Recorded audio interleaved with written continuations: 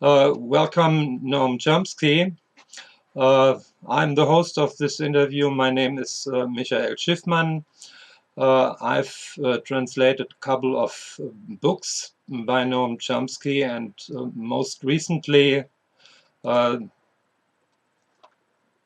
this one. And the German version is this one, Rebellion oder Untergang. And this is actually the current reason for this interview. There is always a reason to interview Noam Chomsky. The coverage in that book basically stops in 2019. Book came out in 2020, but the German version is coming out in January 2021. And of course, we felt the need to ask Noam about the current situation.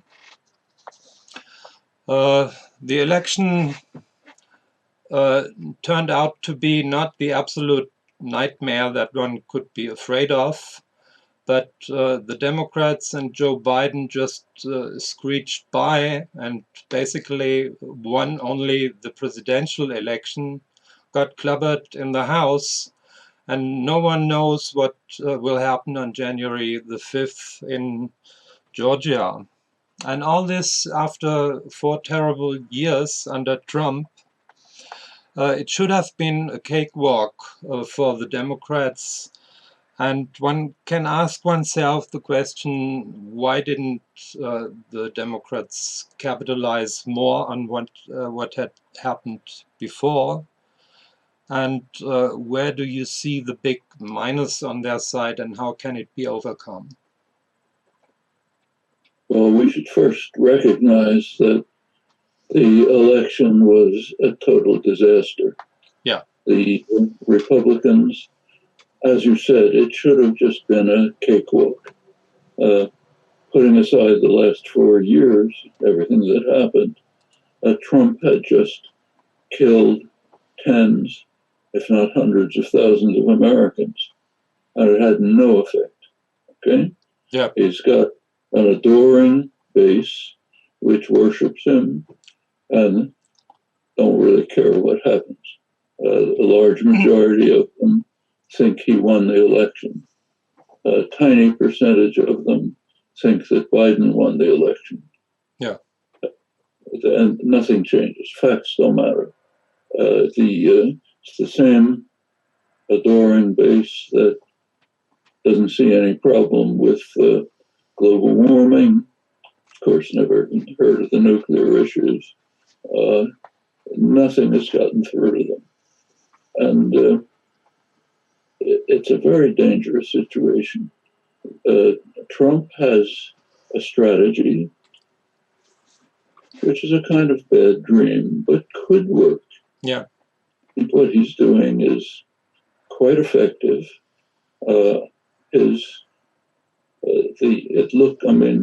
Every time they lose a court case and they're ridiculed in the liberal media, it's a shot in the arm. It strengthens his position. It strengthens the conviction that the deep state is trying to destroy our hero, the one person in the world who stands up for us. Yeah, it reminds one of the German saying, and we know who said that, the bigger the lie, the more likely it is to be believed. The main problem is there's a mass of the population, not just in the United States, in Germany and England, Yes. Most of the world, which has suffered severely from the 40 years of neoliberalism. We can just take the United States, where the data are carefully analyzed and presented. The Rand Corporation, major corporation, just government linked, just did a study of the transfer of wealth from the working class and the middle class, by their measure, the lower 90% of income, the transfer of wealth from them to the ultra rich during the last 40 years. Their estimate is $47 trillion, which is a very serious underestimate. They don't include lots of other things that happened after Reagan opened the spigot and said, do whatever you want to enrich yourselves. So they don't include the tens of trillions of dollars sent to tax havens. So it actually amounts to, if one counts everything in, it amounts to the yearly gross net product of the whole world, right? But that's transfer. In other words, robbery. Yeah. And people are suffering from it. And the Democrats offer them nothing. The Democrats abandoned the working class in the 1970s. They're a party of wealthy professionals and Wall Street. That's the Clinton Democrats who run the party. Now, the Democrats have a base too, a popular base, which is much more progressive. But we shouldn't exaggerate how progressive it is. So take Bernie Sanders, who's done a very good job, I think. By European standards, he's a moderate social democrat. Actually, the associate editor of the Financial Times, Rana Forahar, very good columnist, had a recent column in which she sort of quipped that if Sanders was running in Germany, he could run as a Christian Democrat. That's not far off if you think about it. No, it's not. It's definitely not. I mean, we have to add to this that the same shift to the right has also happened in Europe, but not quite as fast. So, for example, Jeremy Corbyn demanding as outrageous things as broadband for everybody, which everybody would now be happy to have. But he was condemned for mild social democratic positions last year. So we have similar phenomena in Europe, but not as bad as in the United States. Yeah. And I think the source is pretty much the same. The Rand Corporation figures give you a kind of a sense of it, but there has been a massive attack on the large majority of the population. They're receiving very little protection and defense. The neoliberal programs, Reagan and Thatcher, or whoever's behind them, understood very well that if they want to carry out this assault, they're going to have to destroy any means of defense. So their first acts in office were to attack and undermine labor unions very successfully. They opened the doors to large-scale corporate assault on labor unions. This has been followed by their successors. Clinton did his job with the particular form of neoliberal globalization that he advocated, meaning high protection for capital for the very rich, and setting the working people in competition with the poorest, most oppressed workers all over the world. Perfect situation for undermining the working class and enriching the private sector. Yeah, which is brilliantly. Do you see any cracks in the Democratic National Council armor? Do you see anything happening in the Democratic Party which could change this? Yeah, the Democratic Party is split. There's the Clintonite neoliberal Democratic National Council, which runs the party. And then there's the voting base, which is quite different. It is moderately progressive. And what's more, it's concerned about the crucial issues which are almost totally marginalized or even suppressed. If you look at the presidential campaign, nothing was said, almost not a word, about the growing threat of nuclear war, which is very severe.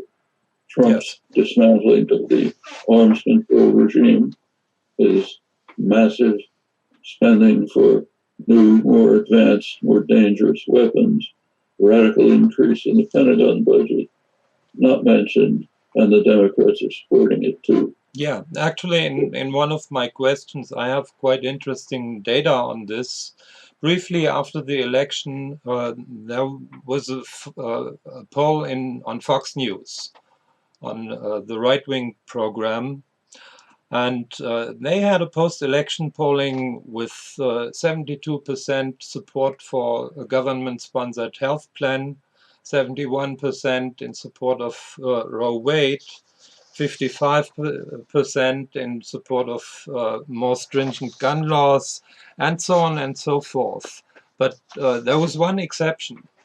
The exception was nuclear war. Everybody, 96% were unified in we need to be as hawkish as now or even more hawkish. What was it poll among? That was a poll done by Fox News a couple of days after the election. I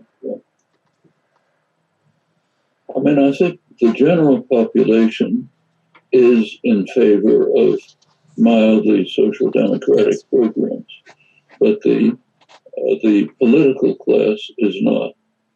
So, for example, take Sanders' main programs, which do have popular support.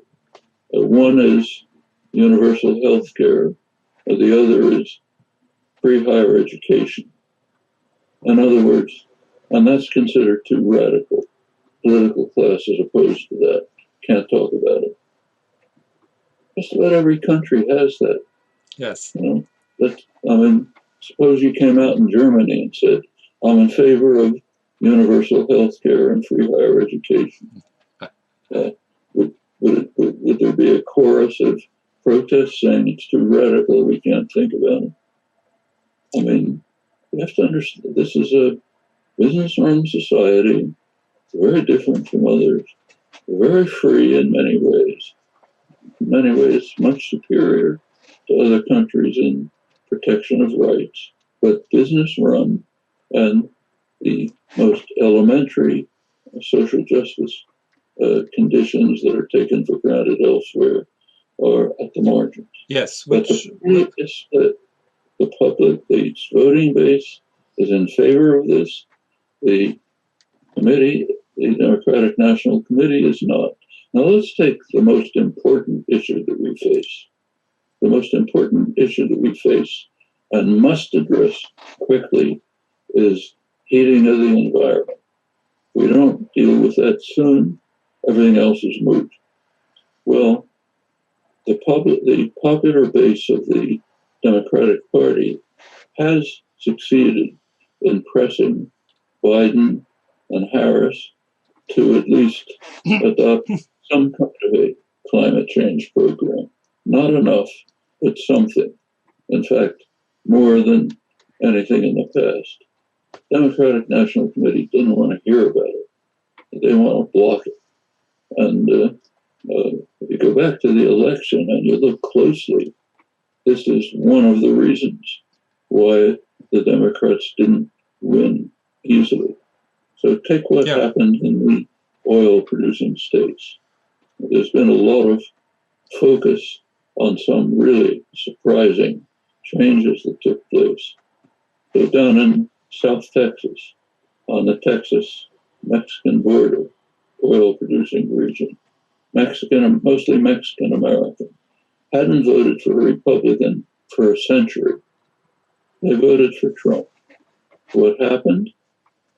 The message that they heard was Biden wants to destroy our jobs, destroy our lives, destroy our communities, and just because some pointy-headed liberal somewhere claim that there's climate change happening. That's the message they got. So that's actually the message that gets through to those people. They want to destroy what we have, but the progressive message that it is could be replaced by something better, that's the part of the message that doesn't get through. That didn't reach them. The Democrats did not send organizers to these regions saying, look, we are going to have to transition away from fossil fuels. That's not debatable. It has to be done or you're all finished. Furthermore, there are ways to do this which will give you better jobs, better life, better community, better work. It's all feasible. Here's how to do it. They didn't do that. So all that the people hear is what I just said. You're going to destroy us. So that would be part of the response to the question, why did they lose so badly? They basically stopped organizing in the states, with the exception of progressive people like AOC and others. And the Republicans are very present locally and do kind of organizing stuff. And I see parallels really in Europe, where I also see the lack of organizing, and you see the same thing with the Labour Party in Great Britain, who had a good message, but they didn't have the people on the ground who transported the message. Exactly. And it was the same on the Brexit issue. They just waffled. They didn't say anything definite. People are angry and resentful, said, let's get our wonderful Great Britain back by getting away from these Europeans. That's what they heard. Yes. It's a disaster for Britain, but that's what they heard, and it's understandable. It's like Trump getting up and saying, I'm going to save you, I'm going to bring back your jobs, meanwhile stabbing you in the back. But at least he's saying he cares about them while he's destroying them. The Democrats don't even say we care about you. So you get a disaster. My second question would have been, why does Trump, despite his often swinish behavior and politics, have this really faithful base? But the answer really would be, if you don't do the organizing, you leave the field to the demagogues, right?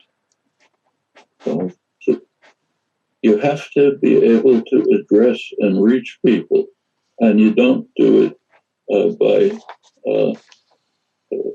playing games in Congress. In fact, let's go back to climate change. What happened is very interesting. We don't know the internal details, but I was following the Democratic Party program very carefully because I was constantly giving talks about these issues. Right through August, they had, if you looked up on Google, Democratic Party program on climate, you got a fairly reasonable program, basically the Biden program, not marvelous, but not unreasonable. In late August, it disappeared from their webpage. And what you got instead was instructions on how to donate to the Democratic Party. What apparently happened, I can only speculate, is that the DNC withdrew even this mild program from the website. Now, if you look at the program now, it's not too bad, but it doesn't say what has to be done. It does not say we have to transition away from fossil fuels. It talks about other things like decarbonization or better nuclear technology, or maybe nuclear fusion someday, or all sorts of things which are not wrong, but they're not the issue. We have to begin right now reducing reliance on fossil fuels and getting off the use by mid-century at least. That has to be stressed, and it's not there because they don't want to offend the donors and they don't want to offend Wall Street. So we don't talk about that. That's not going to be the way to save the world from disaster. It's not going to be the way to convince more than maybe 20 or 25% of the Republican Party that there's a serious threat. You have to work at it. The most important work then would be to get to the majority of people who are prone to vote for Trump or some other crazy leadership figure because they don't see anybody doing anything for them, and they don't see anybody talking to them in a comprehensible manner and laying out a positive future which goes beyond what we now have, but which makes life better for them. Well, actually, it's interesting that if you look at the areas where there was careful local organizing, it succeeded. So in South Texas, the Mexican-American community shifted towards the Republicans for the first time in a century. In other areas, like not far from where I live in Arizona, there was intensive organizing for several years by Latino activists in the largely Latino communities, and it succeeded. They voted against Trump, but that's what matters. I mean, yeah. There has, if there aren't serious moves in this direction, it's going to be a very bad time ahead. I mean, I think you can make a guess what Trump will probably do. He probably will set up a kind of alternative government, maybe in Mar-a-Lago, one of his retreats, which will be the real government, not the one that the fake one that was based on stolen votes in Washington. He'll have the Senate along with him. Mitch McConnell runs the Senate. He'll have his loyal base. He'll probably create a new media system, since Fox News is not reactionary enough. They occasionally care about facts. And it could be that many of the wealthy donors, fossil fuel companies, others will be pouring money into it. And their goal will be to make the country ungovernable. That's the goal. McConnell is a genius at this. Yeah. He did it very successfully during Obama's 8 years. His goal, as he said, was to make the country ungovernable, to make sure nothing could happen, and to staff the judiciary with right-wing lawyers. So they can start doing the same thing when Biden comes in. There's going to be plenty of problems. At best, it would be hard to deal with them. If you have massive obstructionism from the Senate and the Trump alternative government, it's going to be very difficult to deal with them. Partially because what we've been saying about the Democrats, they're not going to take strong actions. So there'll be problems. I guess he's like Cheney with Bush. He's the evil genius of this administration, isn't he? Mitch McConnell. Well, there'll be enough failures so that it can be blamed on the Democrats, and they can come roaring back in 2002 and 2004. I think that's probably the strategy, and it's not unreasonable. Which could be total catastrophe. You can stop it, but only with work. Not if you try to cater. If the commitments of the party are to cater to the donor class and to Wall Street, that's not going to stop it. Right. That makes a lot of sense. And talking about the elections again, one of the huge problems, as with the previous election, was that one candidate had 7 million more votes than the other one. In the previous one, the difference was almost 3 million. And still, there was the danger that Trump would be re-elected, which of course has to do with this antiquated system of the Electoral College, but that's only part of the problem. The other problem is the first past the post system. And there are lots of other problems with the democratic political system in the United States. Do you see any roads or attempts to try to fix these problems? It's not easy. It's a very undemocratic system.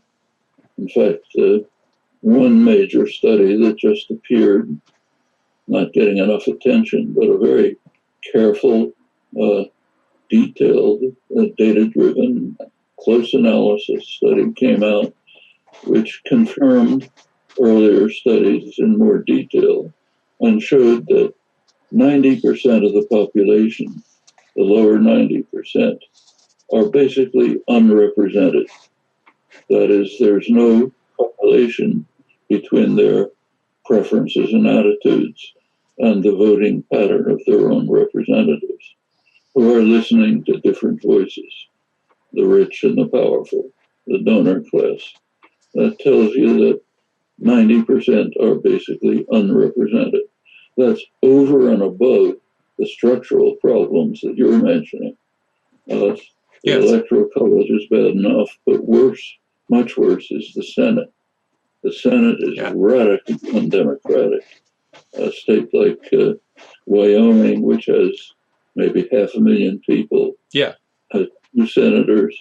California and 70% for Trump. And 40 million people, 2 senators. Okay. And the only way to change this is by constitutional amendment, but there's enough votes from the small right-wing states to block any constitutional amendment. So that's a constitutional crisis, independent of Trump, incidentally. Yeah. It's been growing for a long time. There's more things.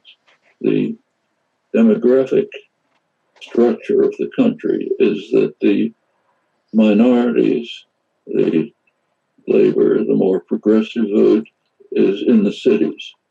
The rural areas, which by geography are most of the country, are white, Christian, white nationalist, less educated, religious, gun crazy, and so on. And they have overwhelming voting power in the states just by the way district lines are drawn. So that's another problem. These are very serious problems. They're exaggerated by Trump. You might remember that in this election, Biden won by 7 million votes. Yes. But nevertheless, barely scraped through by tens of thousands of votes. And down the line, it's been understood for a long time that if the Democrats almost always win the popular vote at every level, including the House, but lose the representatives because of the way the system is structured. Now, these are very hard problems to overcome, but right in front of us are much more immediate problems that have to be dealt with soon, or everything else will be moot. One of them is we have to deal with the environmental crisis. We have to stop the race to nuclear war. We have to put an end to the radical deterioration of functioning democracy. All of these are urgent, and it's dramatic in the United States, but it's all over the world, and it's going to remain as long as the neoliberal plague remains intact. Yeah, but how is this going to go with the current political constellation? Let's assume the best case, and the Democrats win both Senate seats in Georgia. That's still a paper-thin margin, and you have those wobbly Democrats. So in parliamentary terms, everything is very difficult. The Democrats are not a unified bloc. Some of the Democrats, what are called blue dog Democrats, are basically moderate Republicans. They are unlikely to vote with the Democratic, even if they manage to get a majority, which is very unlikely. But even if they do, it's a very tenuous situation. And McConnell and the Republicans are a solid bloc, no deviation. the chances of things happening in Congress are not very good. It's going to take massive popular activism and pressure to try to move the Democrats in a social democratic direction with massive popular support, which will be able to counter the right-wing pressure which is coming from the major sectors of authentic power, economic power, and show up in many ways. It's going to be a real struggle. So the key to all this will actually be extra parliamentary action, like action by unions, actions by other associations, all sorts of. It can push the Democratic Party in a mildly social democratic direction, which could have a big effect, and it'll have to be much more than that. I mean, the country, the level of understanding in the country has to be changed. That means activism on all fronts. Not enough people, even among the educated sectors, understand the seriousness of the threat of environmental disaster and nuclear war. They simply don't understand. Yes. So one problem is that the so-called or self-styled avant-garde, they don't comprehend the issues themselves, and much less do they go out and try to educate others and talk to them. You can see it there's a lot of debate in the left, and some of the most prominent figures with very wide audiences couldn't see any reason to vote against Trump. Yes, I know, unfortunately. They didn't understand the most important policies of Trump by far outweigh everything else, is the race to maximize the use of fossil fuels and to destroy the regulatory apparatus that somewhat restricts them. It was barely discussed. I mean, the issues that were discussed are not unimportant, but these major ones were just off the agenda. Now, that has to change quickly. Actually, among younger people, it's much better, even among younger Republicans. So among younger Republicans, about maybe a third regard climate change as a serious issue, much higher than the general Republicans. So there's hope if you work on it, but there's a lot that's going to have to be done. Wouldn't then one urgent measure or strategy be to get into contact with these people and trying to find a common platform with them on these issues? Definitely. Can't just write off half the population. Yeah, and one of my questions is, you talk in your book, you talk about the cultural backwardness of the United States, and that some things that have happened in the 20th century in, let's say, most of Europe, never happened in the United States, apparently. So 80% of the population believe in miracles. 40% are fundamental Christians and maybe don't even see a danger of nuclear warming because Christ will take care of it all.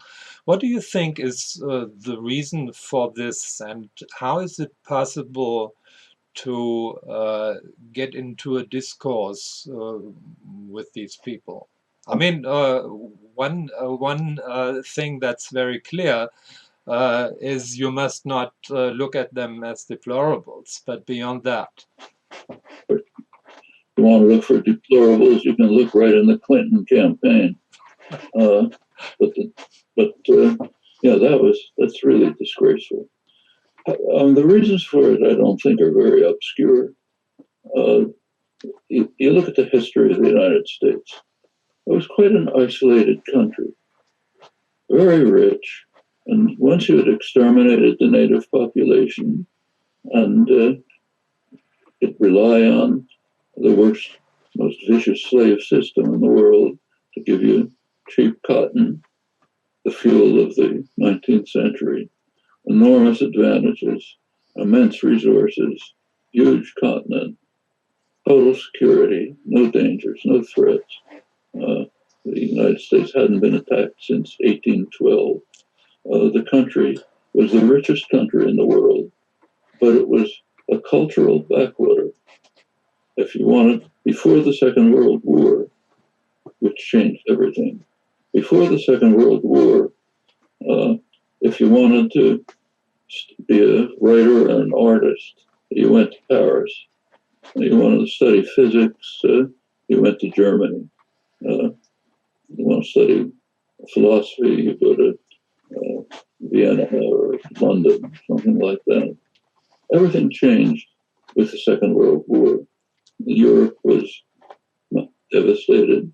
The United States gained enormously, became the overwhelming power in the world, and it also became a major cultural center for part of the population. Yeah.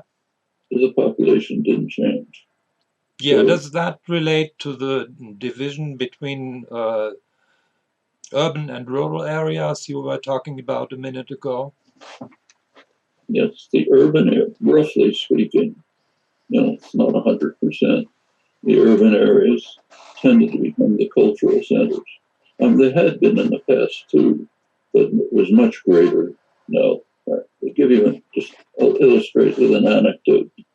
When I got to MIT in 1955, my teaching load, part of my teaching load was teaching graduate students how to fake their way through German and French reading exams.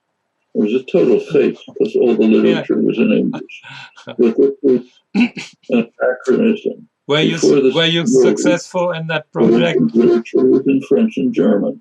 So before the Second World War, if you wanted to be an engineer or a physicist, you had to know French and German. After the Second World War, it was just, you had to find your way through the exams. That's indicative of the change that took place for part of the population, not much less in the rural areas, which are much the same as they were before. That's why you get figures of the kind you mentioned. And that's a big educational and economic job. These are all areas that have been hit very hard by the neoliberal assault. What we call the rural areas are actually manufacturing areas. A lot of the ground is agricultural, but these are the places where the basis for manufacturing took place. Not the huge factories, but the divisions where things were being done. They were devastated by the neoliberal globalization programs. You go through the rural areas, you see devastated towns. Yeah, it's very obvious. People are leaving. It's you don't have a hospital within 50 miles, and of course it leads to a lot of resentment and anger and fertile territory for Trump-style demagogues. Trump handles it very well. He tells them, I love you, and then he does everything possible to harm them. But they don't see that. What they see is him standing there and saying, I'm the one person who loves you. And some of them he does love, like the rich farmers have gotten tens of billions of dollars of subsidies to make up for their lost markets. Huge subsidies. So they vote for Trump. Why not? He's paying them off. He's not a fool, Yeah, do you think, recently on ZNet wrote an article where somebody claimed, well, actually, if we look at Trump's policies, in some respects, they have done good for the lower half of the population. So, for example, unemployment went down. The lower strata of the working class were protected from immigration and so on and so forth. Do you see any merit in that? Well, during the Trump years, there was a continuation of what happened during the Obama years. After the collapse in 2008, 2009, there was a slow recovery. Employment increased, unemployment dropped, and during the Trump years, it simply continued. The difference is propaganda. Trump gets credit for it, Obama didn't. Because the huge Republican propaganda machine didn't, just attacked Obama and lauded Trump. And the Democrats never brought forth the fact that the unemployment was declining somewhat during the Obama years, continued under Trump, but in a very devastating way. If you actually, you have to look carefully at what's called employment. If you work for 1 hour a week, you're employed. Okay. The employment that grew was precarious jobs, non-unionized, low wages, service, low-level service occupations. The unions were unable to struggle for higher wages. They had been devastated. If you look at actual unemployment, including those who have dropped out of the labor market, quite a lot, the unemployment level is about 7%. Yeah. So there is a lot of window dressing going on here. Yeah, but you put it all together, and in fact, you can see it in people's actions. So I'm sure you know that in the last 2 or 3 years, there's been a rash of what are called deaths of despair. Yes. There is actually increasing mortality in the United States. It's unheard of. And there is even a new book that's called that, Deaths by Despair, right? And that's in the white working class, ages 25 to 50, roughly. White working class are just killing themselves. That's not because the economy is great. It's because the economy is poor and they see no prospects. That's very significant. In the past, people could see themselves as maybe things are getting better. Maybe my children will be better off than I am. I don't see that now.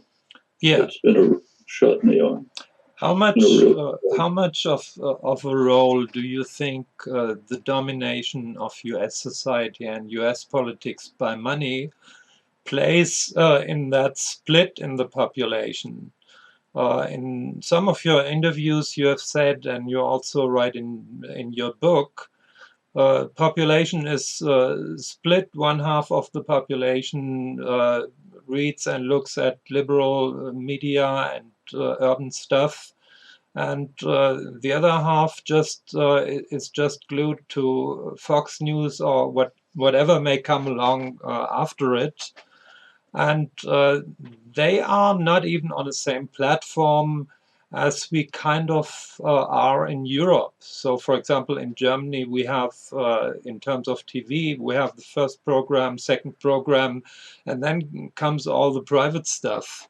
And a lot of people are still on the same page in that they watch and listen to public and state media. That's not the case in the US, is it?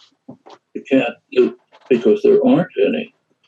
The United States is one of the very few countries where there basically are no public media. Yes. There's nothing like BBC, okay? Or the German equivalent. No, it's nothing like it. And there's reasons for that. These were issues of enormous struggle back in the 1920s when radio came along, again in the late 40s when television came along. There were battles in the United States about whether to have public media that would be somewhat responsive to the population or just privatize the whole system and put it in the hands of commercial enterprises. Well, the business-run society, the business world won. There's a minor, tiny fringe of public media, but very little. And it's pretty conservative anyway, because it's corporate funded mostly. So these are big problems. But the split that you're mentioning is actually, I was just quoting from studies taken published by the business press, which asked people the question. It was divided the group that they were studying into Republicans and Democrats, and they gave them a choice of about 30 media: radio, television, internet, posts, so on, blogs, and the results were pretty striking. Among Republicans, it was overwhelmingly Fox News, Rush Limbaugh, Breitbart, far right. Among the Democrats, it was sort of a mix. But I should say that these liberal media are not very liberal. Yes. So means basically centrist. If you look at international comparisons of political parties, there are several major studies of this. Yes. The Democrats are ranked with the centrist parties in Europe, and the Republicans are ranked with the parties like AFD, right-wing parties with neo-fascist origins. So basically in the US, you are in a position where progressives face an uphill battle. Everything that's already kind of built in Europe, bad as it may be, still has to be built in the United States. So, for example, the other question, apart from the political system itself, the question of money in politics. So what's happening in the United States is fortunately unthinkable as of yet in Europe. The major study that I just quoted, which showed that 90% of the population are unrepresented. Yes. That's because their representatives, if you're elected to the House of Representatives, say, the first thing you have to do is start approaching the donors so they'll fund you for the next election. That's how you spend several hours a day. And while you're doing that, corporate lobbyists are coming to talk to your staff members. And of course, they overwhelm them. The staff members might be wonderful people, mostly young people, very good, but they're totally overwhelmed by this mass of corporate lawyers, research, trying to write legislation. They basically write the legislation.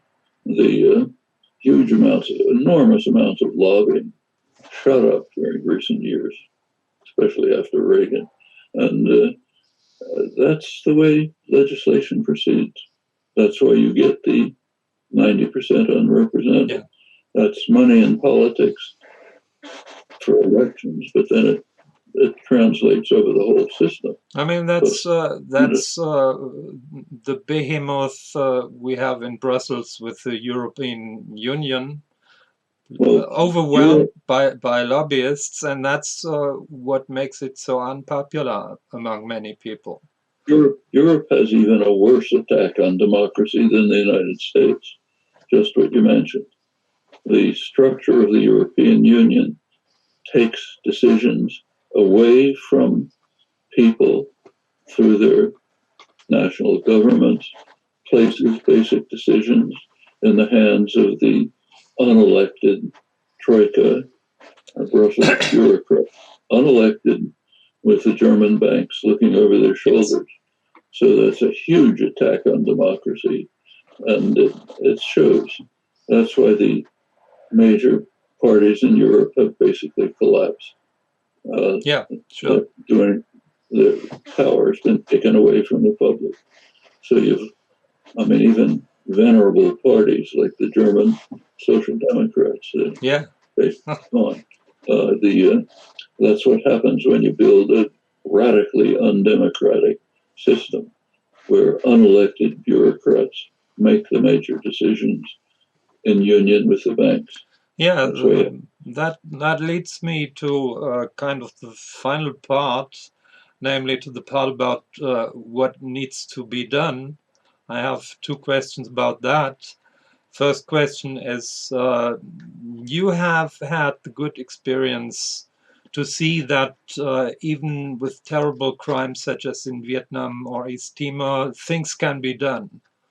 And even though at a terrible cost and much too late, things finally went through.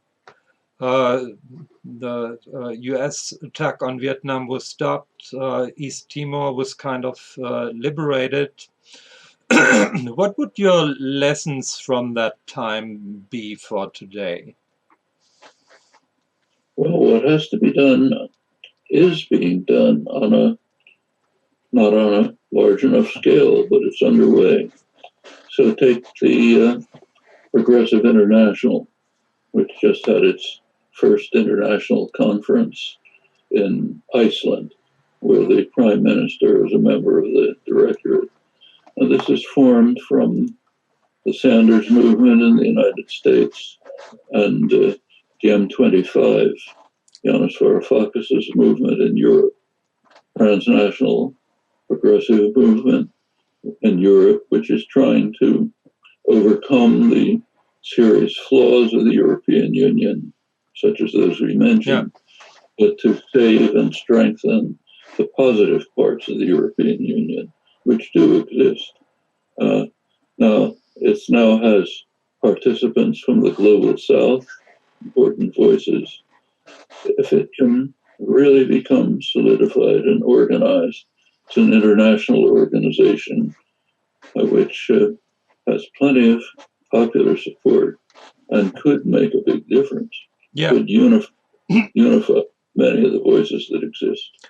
So I think we have the bare structure of resistance to the destructive neoliberal assault, but it has a lot of work to do.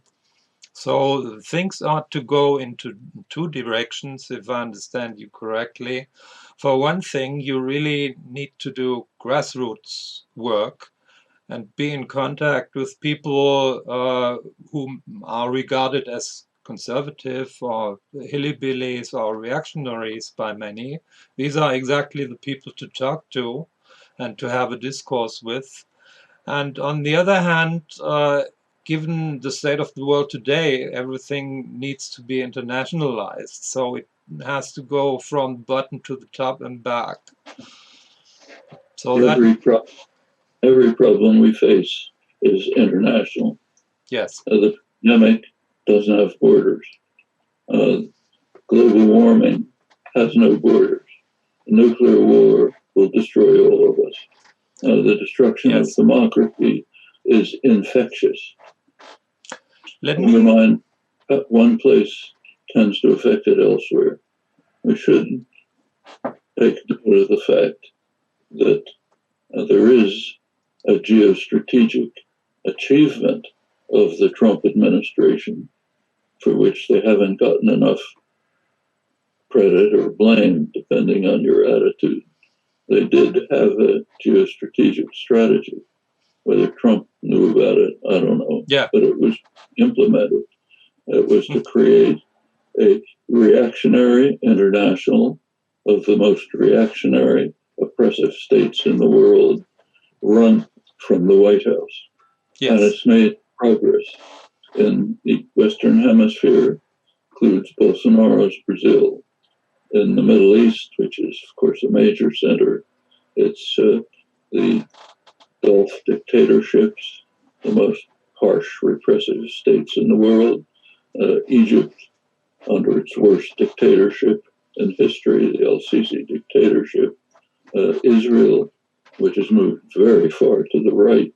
These famous Abraham Accords that are taking place now and are highly praised are bringing to the surface an alliance of the most repressive, violent states in the region under the U.S. aegis as a base for U.S. power. Wonderful success. To the east, Modi's India, crushing Indian secular democracy, destroying Kashmir, natural member, Viktor Orban's Hungary, other nice people in Europe like Mario Salvini, Alternative for Deutschland, others like that, will roll these together into a reactionary international. Unfortunately, there are too many to name. Yeah, but that's taken shape. And you can say that the Progressive International is a kind of a counter to it, but it's a major struggle. It's kind of class struggle on an international scale. And the fate of human society depends on the outcome. It's a moment in history that has never arisen before, but the fate of human society will be settled in this generation, one way or another. I think that's a good final word for this part of the interview. We have worked kind of through 10 questions of mine. I have an 11th one. And if Ziki wants to come in, this would be the moment, because it's about the difference between humans and the rest of the world. Between humans and the rest of the world, as many people probably know, you became famous with this here. I have two lovable creatures under the desk.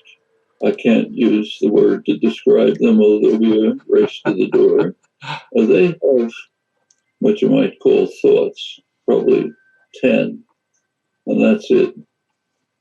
They know what they want. They're happy if they get it. They're upset if they don't get it. And that's the non-human world. No, there are animals do amazing things. They do things we can't possibly do. So I happen to live in the desert. Out in the back, there's desert ants all over the place. They have tiny brains. And they can do intellectual activities that I can't conceive of. They can determine the direction to the nest by analyzing the position of the solar ephemeris, finding out where the sun is relative to the ground and checking it against the time of the year and knowing how to use this calculation to go by dead reckoning back to their nest. They can count their steps so they know how far to go. Humans can't do anything like that, but they can't do anything of the kind that we're doing. They don't have thoughts, reflection, planning, discussion, expression, none of this. That's human. You cannot, even with the most dedicated efforts, you can't teach our closest relatives, even apes, even the rudiments of it. It's a unique human property, very recent in evolutionary time.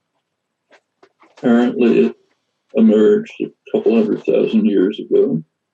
There's no evidence in the archaeological record of significant symbolic activity before then. It seems to have emerged along with modern humans 200,000 or 300,000 years ago and led to a species which is radically different from any on Earth. And that would also be one of the reasons why the human race should be interested in this kind of other activity you do, namely study this property of language and what it is based on. It's primarily based on the existence of language, which is in effect the instrument of thought. It's the way we construct, develop, make use of the thoughts that we have. In any sense of thought at all close to human thought, as far as we know, it's never existed on Earth, almost certainly. And as far as we know, it may not exist in the universe. We don't really have any evidence that there's thought anywhere else. But as far as we know, there's this unique phenomenon, and it does give us the capacity to do many wonderful things. Also gives us the capacity to destroy everything.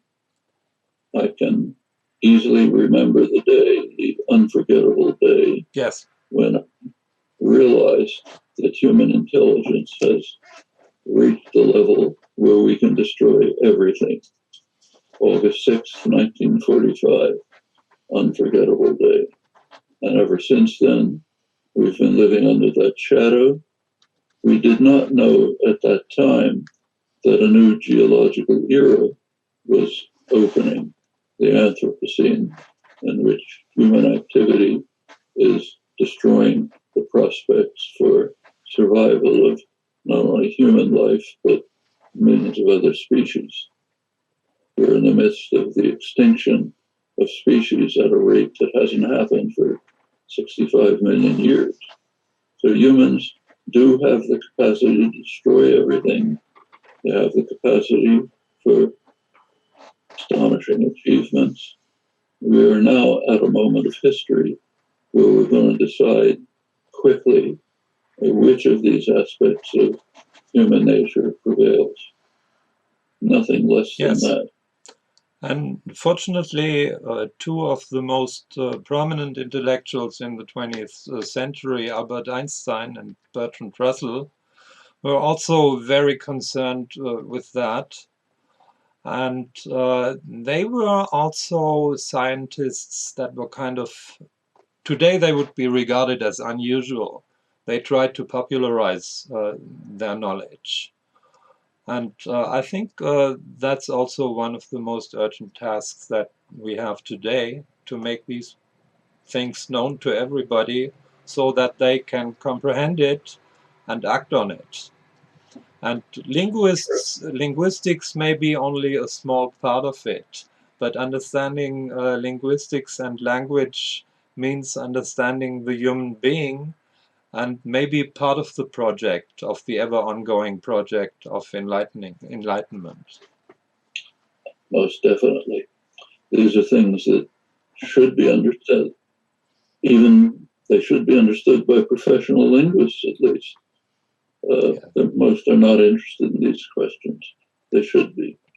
And these are things, the study of language, mind, mental activities, this is the core of our existence.